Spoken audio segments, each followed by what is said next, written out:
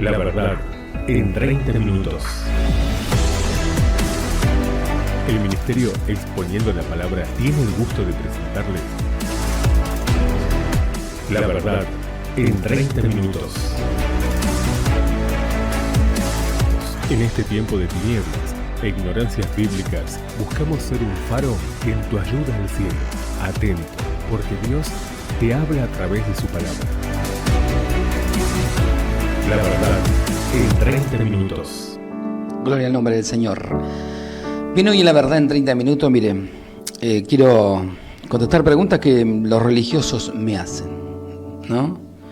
En vista de que muchas personas me han dirigido en privado y en público muchas preguntas, ya que se han visto motivadas por el hecho de las publicaciones de los estudios y de la denuncia que hago en las redes sociales, sobre todo en Facebook, he seleccionado 5 preguntas de las más frecuentes, las cuales paso a responder una por una. Escuche bien, la primera pregunta me dicen lo siguiente, gloria a Dios.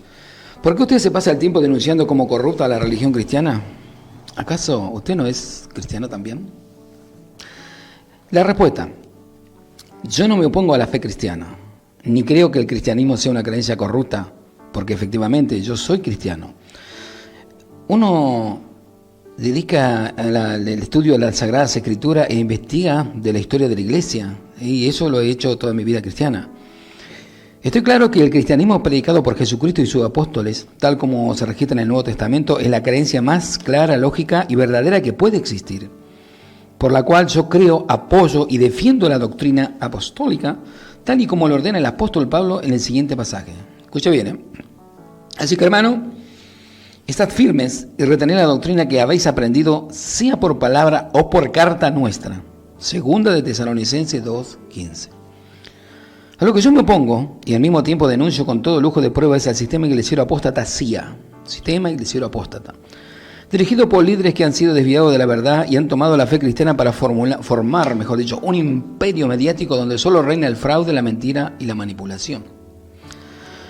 Comenzando por el catolicismo romano, el papote de Roma y el clero impuesto por el Vaticano, he denunciado a esta institución mentirosa que se hace pasar por cristianismo, pero que a su vez trabaja como una sucia red mafiosa desde el día que se estableció por el emperador romano Constantino en el siglo IV hasta hoy.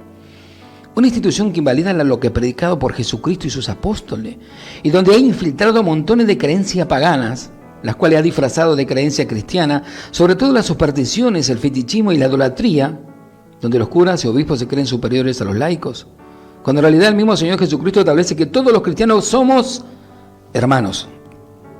Una institución corrupta, donde sobreabunda el secretismo y el encubrimiento entre el clero y el Estado, lo cual ha provocado que los obispos y curas sean seres intocables, aún que hayan violado sexualmente a miles de niños, ya que el clero y el Estado están en concubinato como una sucia red mafiosa, donde cada uno tapa los delitos del otro y luego entre ambas instituciones roban y engañan al pueblo.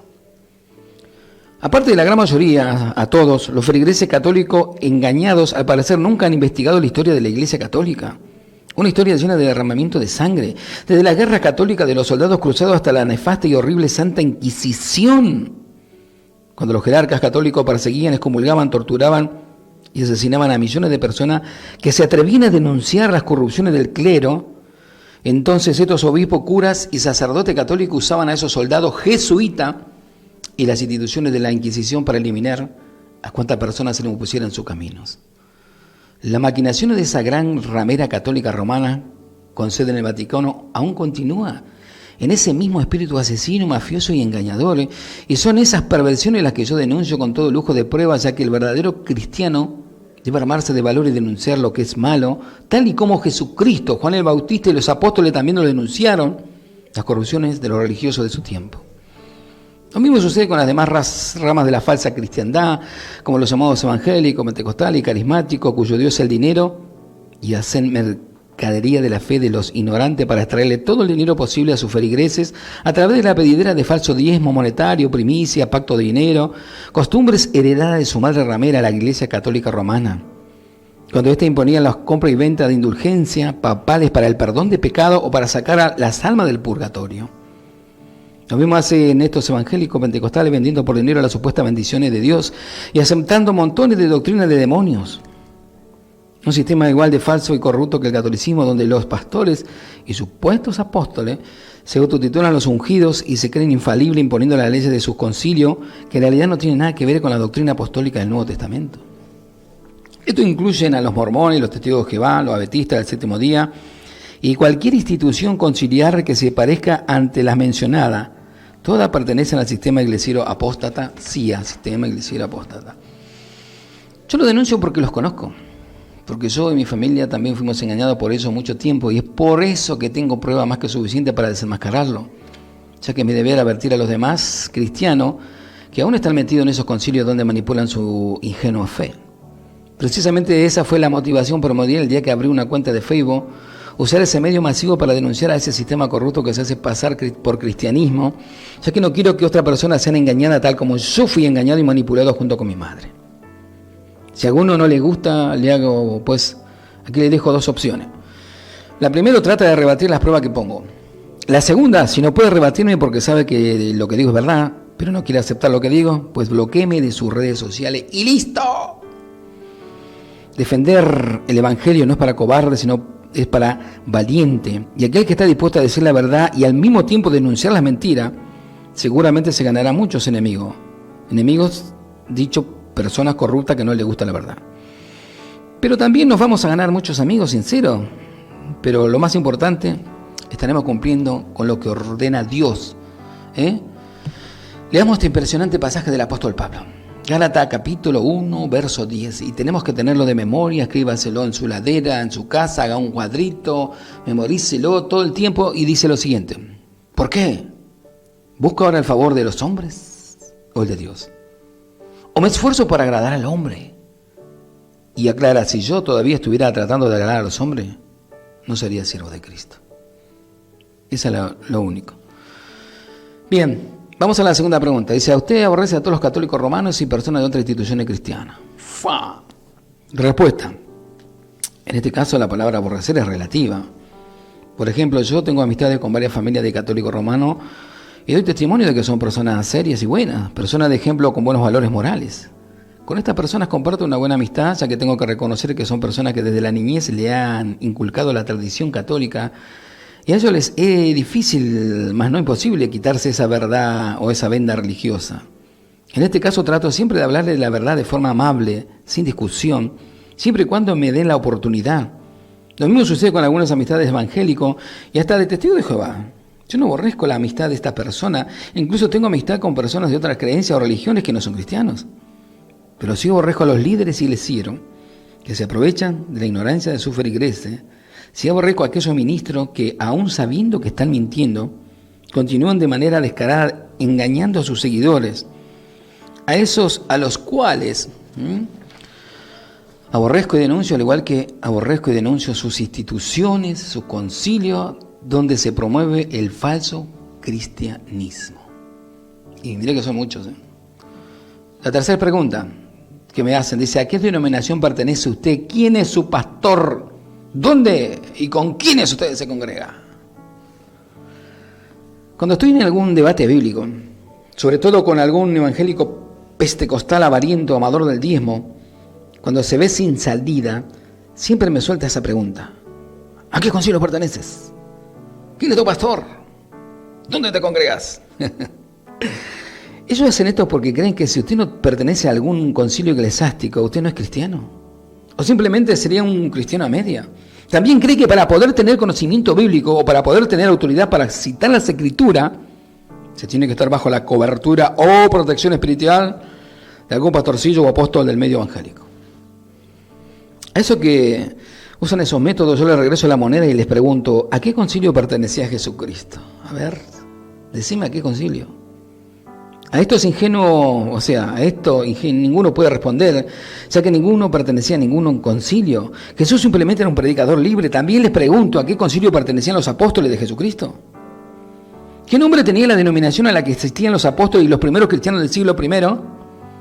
Pues a esto tampoco tiene respuesta.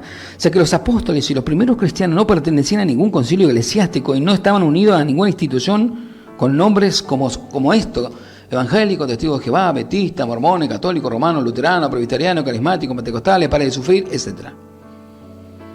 Por lo cual, Al igual que los apóstoles de Jesucristo y los cristianos del siglo I, yo no necesito estar unido a ninguna denominación o concilio eclesiástico para poder ser seguidor de Jesucristo. Para ser un verdadero cristiano, lo único que tengo que reconocer es lo siguiente. Juan 17:3. Y esto es la vida eterna. ¿Cuál es la vida eterna?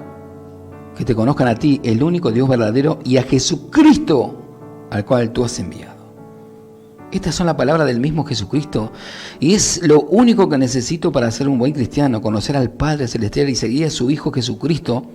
Y para obtener el conocimiento doctrinal puro y sin errores, solamente tengo que seguir el consejo del apóstol Pablo. Dice Pablo: así que, hermanos, estad firmes y retened la doctrina que habéis aprendido, sea por palabra o por carta. Segunda de Tesalonicenses 2:15. Ahí lo tiene bien claro. Lo único que necesito para tener un espléndido conocimiento bíblico es seguir las directrices de los apóstoles de Jesucristo plasmaron en las epístolas del Nuevo Testamento. O sea, lo que dice la Biblia. Las instituciones eclesiásticas creadas por los hombres están repletas de falsa doctrina, falsas leyes y falsas tradiciones, los cuales son líderes religiosos, imponen a sus feligreses, aún sabiendo que están en contra de las enseñanzas apostólicas o bíblicas.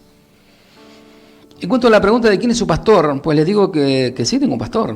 Y ese pastor es el siguiente. Juan capítulo 10, verso 14 dice: Jesús dijo: yo soy el buen pastor y conozco mis ovejas y las mías me conocen. De igual manera que el Padre me conoce y yo conozco al Padre y doy mi vida por las ovejas. Jesucristo es mi buen pastor. Y es él a quien tengo que dar cuenta y no a ningún pastorcillo mentiroso del sistema iglesiero apostatasía, pastorcillo por los demás avarientos y manipuladores. Es cierto que en la iglesia del primer siglo había pastores y ancianos para dirigir en las iglesias, pero esos pastores y ancianos tenían que reunir ciertos requisitos para poder estar en puestos. Vamos a leerlo. 1 Timoteo 3, del 1 al 7 dice bien: palabra fiel, si alguno anhela el obispado, buena obra hace, o buena obra desea, pero es necesario que el obispo sea irreprensible, marido de una sola mujer, sobrio, prudente, decoroso, hospedador, apto para enseñar. El 80% son ignorantes, no tienen ni siquiera teología bíblica. No dado al vino, no pendenciero, no codicioso de ganancia deshonesta, sino que amable, apacible, no avaro, todo para mí, todo para mí, todo para mí. Que gobiernen bien su casa, que tengan sus hijos en sujeción con toda honestidad, pues el que no sabe gobernar su propia casa, ¿cómo cuidará de la iglesia de Dios? No un neófito. Yo me mostró así, pero no importa. Yo oro y abro la Biblia, ¿viste? Y ahí cuando Dios me da y ahí interpreto. No sea que envaneciendo se caiga en la condenación del diablo. También es necesario que tenga buen testimonio de los de afuera, para que no caigan en descrédito y en lazos del diablo. Te aseguro que en el medio católico romano y en todo el resto del sistema iglesiero apóstata, ningún líder o pastor reúne estas cualidades, ninguno. Mucho menos el papote de Roma, ya que uno de los requisitos bíblicos para ser obispo es estar, ¿qué cosa? Casado. Pero esos necios del Vaticano no quieren compartir herencia con nadie y por eso establecen el celibato, por lo cual hay tantos homosexuales y pedófilos entre el clero católico y en los demás concilios de la cristiandad apóstata es lo mismo. Ya que uno de los requisitos para ser un verdadero obispo o dirigente de las congregaciones cristianas es no ser codicioso de ganancias deshonestas. Y precisamente todo eso, pastorcillo y apostolobos del sistema evangélico, son avarientos a mano poder. Y además no son aptos para enseñar. O sea que se sujetan más a las leyes necias de su concilio apóstata que a los que enseñaron Jesucristo y sus apóstoles. Por lo cual ninguno de ellos me puede pastorear a mí. Cuando yo encuentre alguna congregación de sus pastores o ancianos reúnen estas condiciones descritas por el apóstol Pablo, con mucho gusto me someto a su directrices. Mientras tanto, y hasta que llegue ese momento, mi único pastor es Jesucristo. Pero a la vez quiero dar gracias a Dios, porque el que fuera el pastor de mi congregación, el abuelo Pinto, fue un hombre extraordinario. No existió otro como él. En cuanto a la pregunta capciosa, ¿dónde te congregas? Eso hace este tipo de pregunta para que creas que iglesia es sinónimo de edificio de 4 paredes gobernado por líderes eclesiásticos. En pocas palabras, quienes no se reúnen en uno de estos supuestos templos no pertenecen a la iglesia de Jesucristo. ¿Sabes? Esta idea es tomada de las creencias católicas, cuando en la Edad Media se castigaba a los herejes con la excomunión. Es decir, a esa persona no se le permitía la entrada a ningún templo católico y por ende esa persona quedaba supuestamente a merced del diablo y de su demonio. Miren lo que hacían. Pero es lo que siguen haciendo. Eso es una mera manipulación, ya que yo no necesito meterme a un supuesto templo para poder sentirme cristiano. Ya que las escrituras dicen claro que Dios no habita en templos hechos por manos humanas, ni es servido por los humanos como si Dios necesitase algo. Hechos 17, 22 al 29, léalo. En realidad cada cristiano en sí mismo es en su propio cuerpo, es templo de Dios y el Espíritu de Dios mora en él. 1 Corintios 3, 16.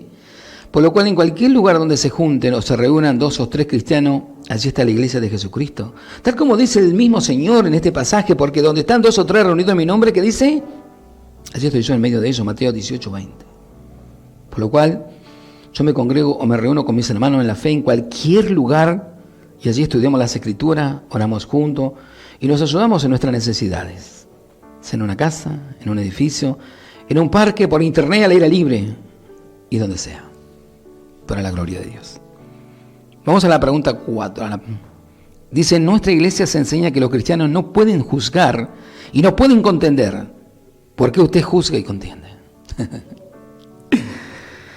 En medio del sistema eclesial apóstata, sí, he notado con asombro que cuando un cristiano valiente abre la boca indignado y comienza a hablar en contra de los engaños doctrinales, en contra de los falsos profetas, en contra de los lobos rapaces, en contra de la gran apostasía, en contra de la corrupción eclesiástica que ha invadido el cristianismo, y con santo enojo lo desenmascara públicamente, anhelando que los demás hermanos en la fe sean apercibidos y abran los ojos, porque ese es el objetivo, siempre aparecen unos cuantos supuestos cristianitos, entre comillas, muy santurrones, por cierto, condenando a aquellos que con toda justicia juzgan a los dirigentes apóstatas. Estos santurrones iglesieros tratan de callar la boca de los valientes que se enfrentan a los apóstatas diciéndole las siguientes palabras: no debes juzgar, solo Dios puede juzgar. Primero mira la paja de tu ojo. Tienes que amar a tu prójimo aunque peque contra ti. No lo critiques, solo ora por él. Solo el diablo señala pecados ajenos. No uses la Biblia para condenar a los demás. El cristiano no es contencioso. Tú solo quieres traer división. Solamente estamos llamados a predicar en amor. No hables en contra de los ungidos de Jehová.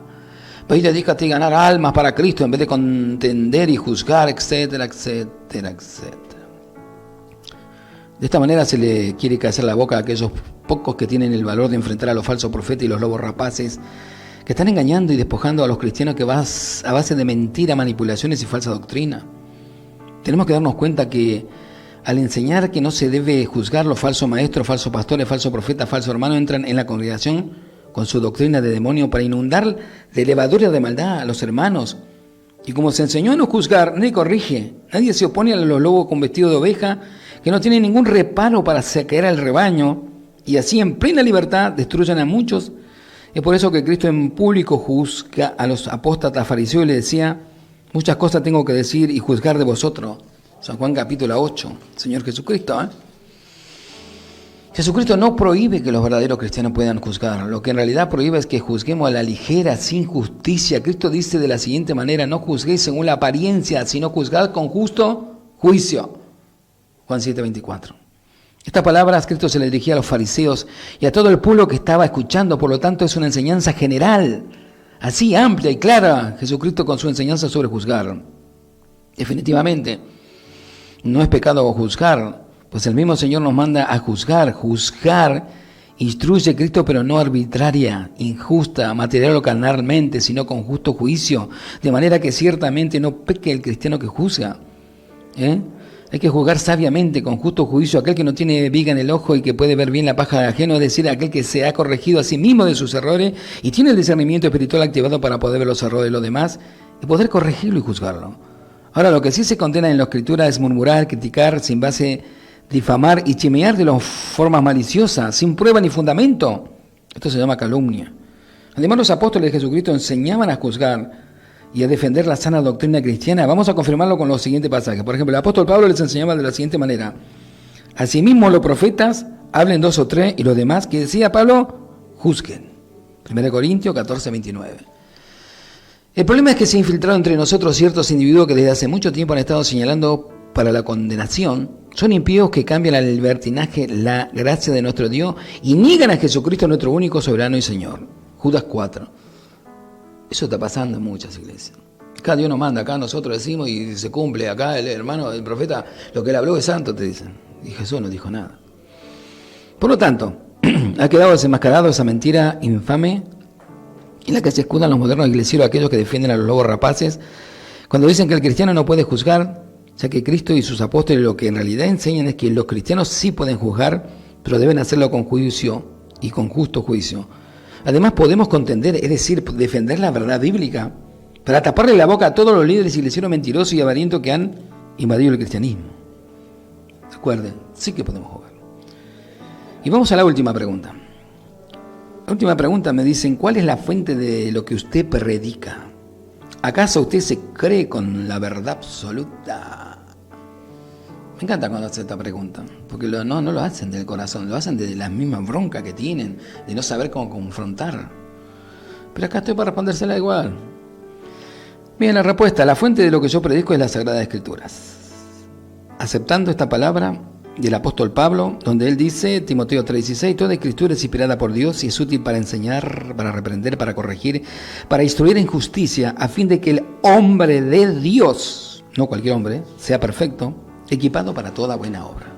El hombre de Dios, Digno de considerar estos versículos, por ejemplo, porque hay aún muchos contumaces, habladores de vanidades y engañadores, a los cuales es preciso tapar la boca, Tito 1, 10 y 11.